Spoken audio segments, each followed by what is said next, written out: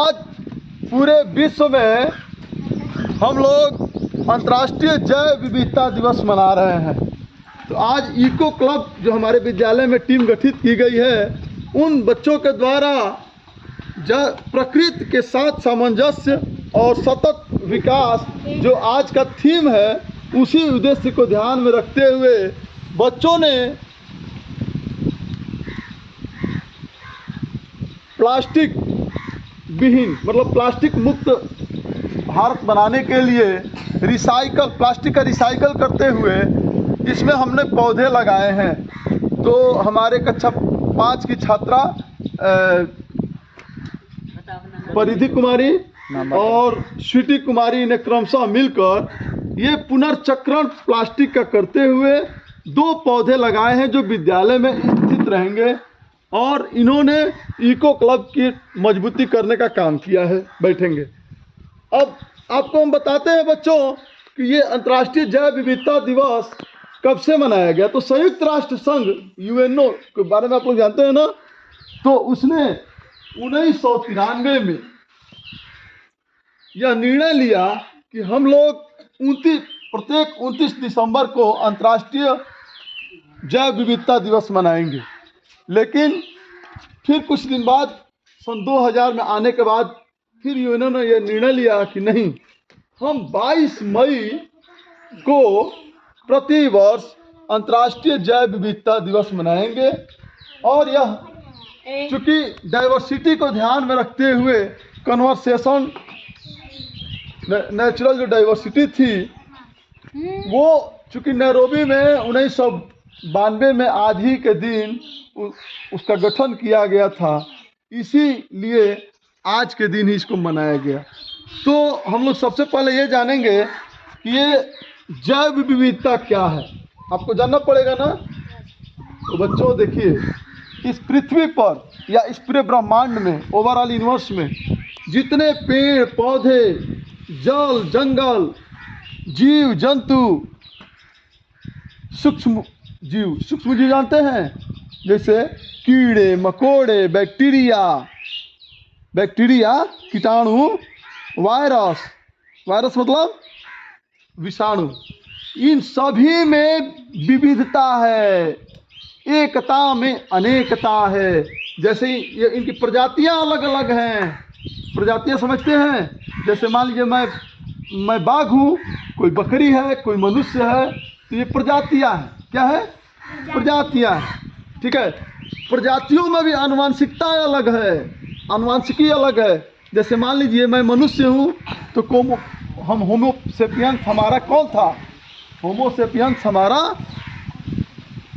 हमारे प्रथम पीढ़ी के मानव थे। उसके बाद उसके वंश में परिवर्तन आते गए। तो क्या है? विविधता है। क्या है? विविधता है कि नहीं? आया ना बच्चों? उसी तरीके से जैसे कहीं जंगल है, कहीं रेगिस्तान है, और कहीं रेगिस्तान है, कहीं जंगल है, कहीं पहाड़ है, कहीं महासागर है, तो ये क्या है? विविधता है कि नहीं? अरे भाई, कहीं महासागर है, समुद्र है, और कहीं रेगिस्तान है, तो अंतर है ना, अलग अलग है कि नहीं? तो यही जैविक विविधता है। क्या है? जैव विविधता है। तो जैव विविधता के होने के कारण ही इस पृथ्वी पर हमारा जीवन, हम सभी जीव जंतुओं, पेड़ पौधों, वृक्षों का अस्तित्व बचा हुआ है। बच्चों, 10 लाख ऐसे जीवधारी या जीव जंतु या पेड़ पौधे हैं जो विलुप्त होने के गार पे हैं। मतलब जो आज दिख रहे हैं, कल नहीं दिखेंगे।